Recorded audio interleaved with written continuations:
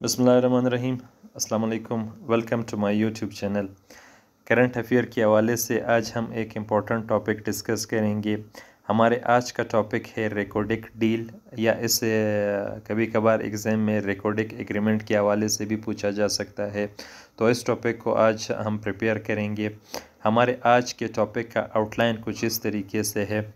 Starting हम लेंगे introduction से। इंट्रोडक्शन के बाद हम समझेंगे कि रिकॉर्डिक है क्या। उसके बाद हम बैकग्राउंड को देखेंगे कि ये डील सबसे पहले कब हुआ, और फिर हम देखेंगे कि रीज़न्स ऑफ डिले क्या थे, ये प्रोजेक्ट इतना डिले क्यों हुआ। पहला एग्रीमेंट जो BHP के साथ हुआ उसे डिस्कस करेंगे। उसी पीरियड में जो पाकिस्तान में पॉलिटिकल टर्मोइल था, इस टर्मोइल को डिस्कस करेंगे। 90s में जो पाकिस्तान की न्यूक्लियर एम्बिशंस थे, पाकिस्तान ने जो न्यूक्लियर तजर्बे किए, फिर उसके बाद पाकिस्तान पर जो इंटरनेशनल कम्युनिटी की तरफ से जो सैंक्शंस लगे और फॉरेन डायरेक्ट इन्वेस्टमेंट पाकिस्तान में रुकी, उसे डिस्कस करेंगे।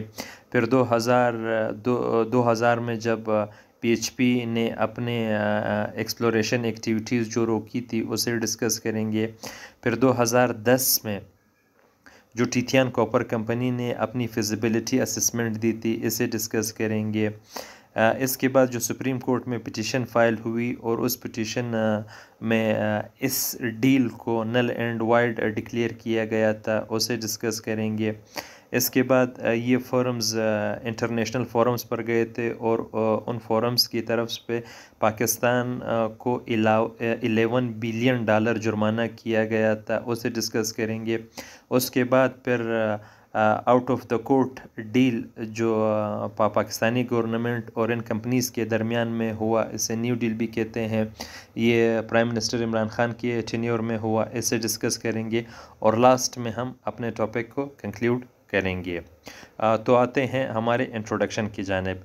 इंट्रोडक्शन में हम इस तरीके से लिख सकते हैं कि फ़ेडरल गवर्नमेंट, बलूचिस्तान गवर्नमेंट और दो जो इंटरनेशनल फर्म्स थे, एंटाफोगस्टा PLC और बेरिक गोल्ड कॉरपोरेशन, इनके दरमियान एक एग्रीमेंट तय पाया। उस एग्रीमेंट में ये चीज़ डिसाइड हुआ कि रिकॉर्डिक जो दुनिया का एक लार्जेस्ट अंडर डेवलप कॉपर और गोल्ड डिपॉजिट्स हैं, इसमें इस प्रोग्राम को रीस्टार्ट किया जाएगा।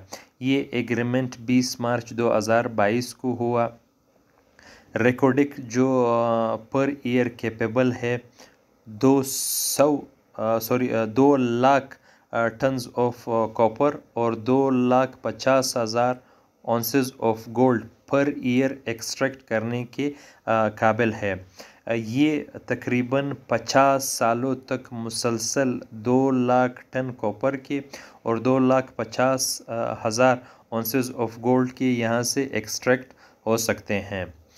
फ़र्दर हम अपने इंट्रोडक्शन में लिख सकते हैं कि इंटरनेशनल फोरम्स की तरफ से जो पाकिस्तान पर 11 बिलियन की पेनल्टी लगी थी, तो इस पर पाकिस्तानी गवर्नमेंट, बलूचिस्तान गवर्नमेंट और ये दो कंपनियां आउट ऑफ द कोर्ट आपस में बैठी और इस एग्रीमेंट को रिन्यू किया और पाकिस्तान पर जो पेनल्टी थी वो भी ख़त्म कर दी गई। अभी नए एग्रीमेंट के मुताबिक ये कंपनीज़ पाकिस्तान में ख़ासकर बलूचिस्तान में 10 बिलियन डॉलर इन्वेस्ट करेगी। ये इन्वेस्टमेंट ज़्यादातर सोशल अपलिफ्ट के जो प्रोजेक्ट्स हैं, जैसे road, schools, hospitals, creation of technical training institute, इस पर इन्वेस्ट किए जाएंगे। और इससे स्टार्टिंग ही में बलूचिस्तान में 8,000 नए जॉब्स क्रिएट होंगे और पाकिस्तान और बलूचिस्तान में फॉरेन डायरेक्ट इन्वेस्टमेंट आएगी। रिकॉर्डिक को अगर हम देखते हैं, रिकॉर्डिक बलूचिस्तान की चागी के डिस्ट्रिक्ट में वाक़या है। ये दुनिया का एक लार्जेस्ट अनडेवलप्ड कॉपर और गोल्ड डिपॉजिट्स यहाँ पे पाए जाते हैं।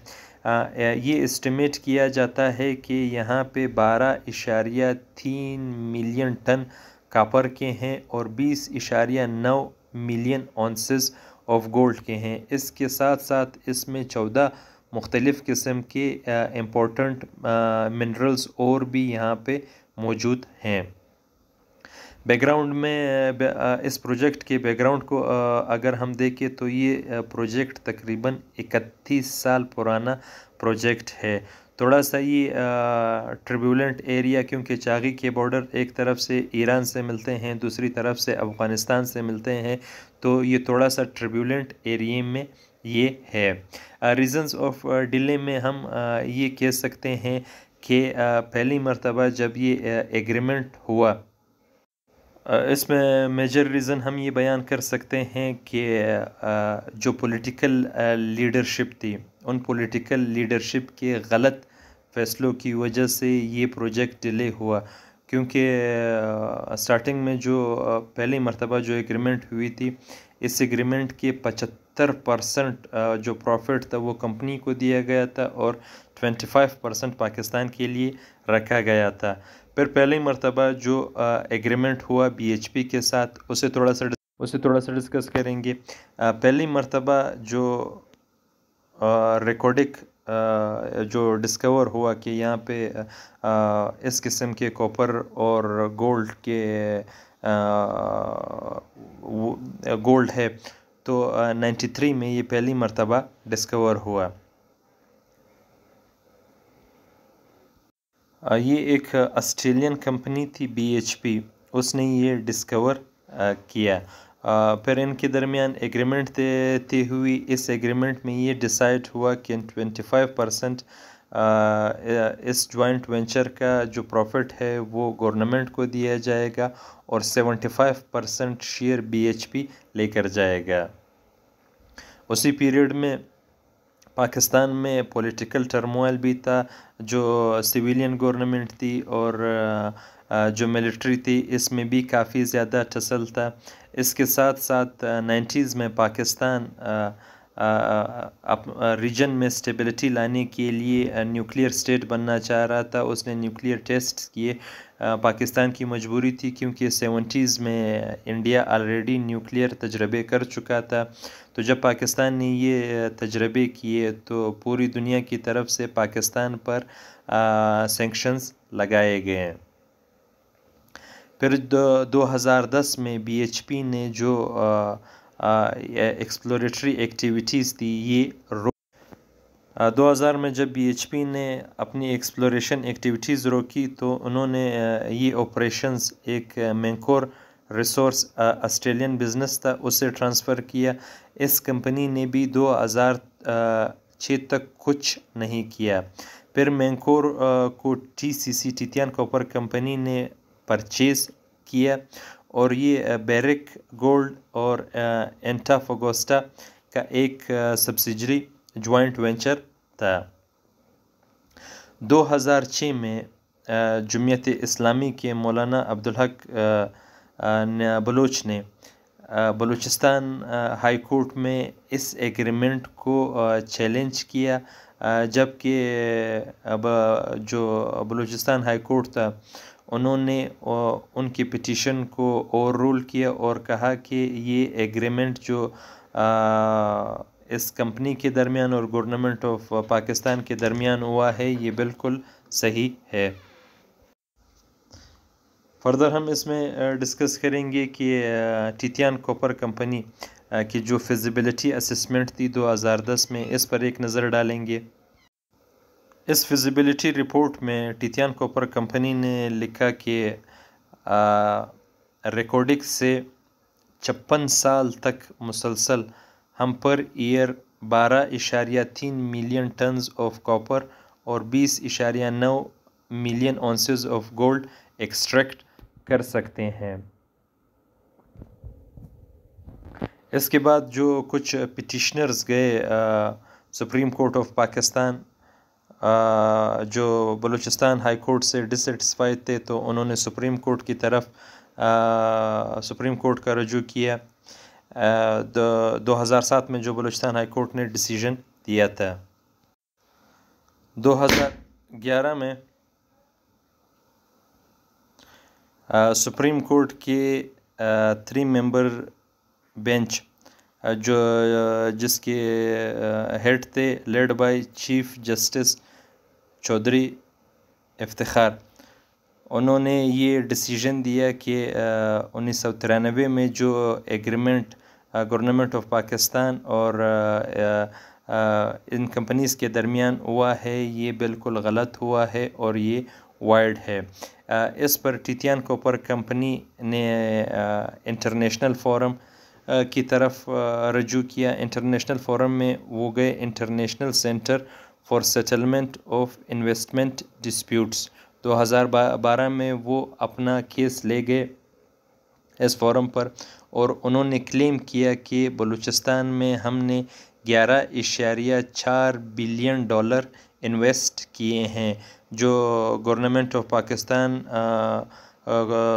کی ذمہ داری بنتی ہے کہ وہ ہمیں یہ ڈیمیجز پے کرے. پھر international centre for settlement of investment dispute جو اس نے فیصلہ دیا کہ بالکل پاکستان کو تقریباً 11 بلین ڈالر اس کمپنی کو پے کرنے پڑیں گے کیونکہ اس نے اپنے ریسرچ اور ایکسپلوریشن کے دوران یہ پیسے پاکستان میں انویسٹ کیے ہیں.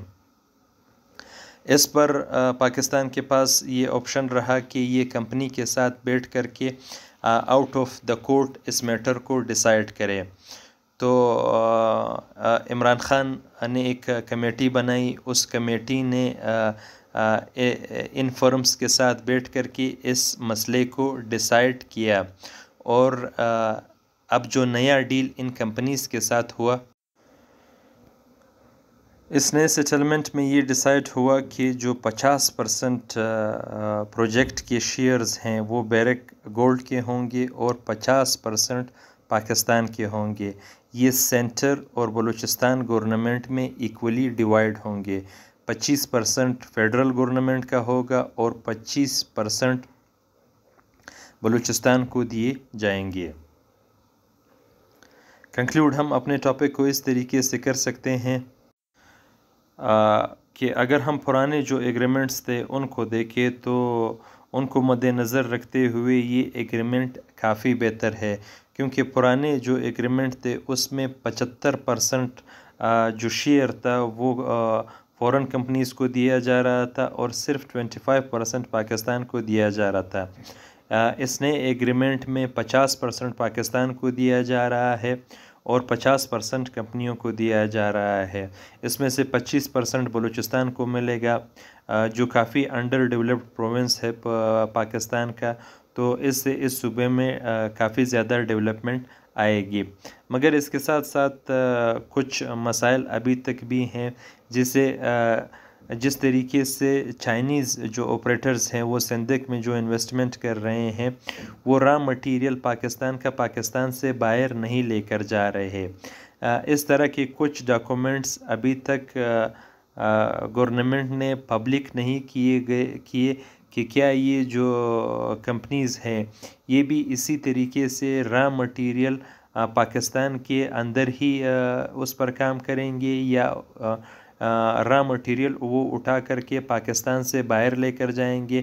کیا پاکستان کے ساتھ اتنا میکینزم ہے کہ وہ اس چیز کو پھر دیکھ سکے کہ کتنا مٹیریل لے کر گئے ہیں اور اس مٹیریل سے انہوں نے کتنا کاپر اور گولڈ ایکسٹریکٹ کیا ہے. تو تھینک یو دوستو, یہ تھا ہمارا آج کا ٹاپک. امید کرتا ہوں آپ کو آج کا ٹاپک اچھا لگے. تو اگر آپ کو یہ آج کا ٹاپک اچھا لگے تو اپنے دوستوں کے ساتھ ضرور شیئر کیجئے گا اور کمنٹ سیکشن میں اپنے کمنٹس ضرور دیجئے گا. Thank you.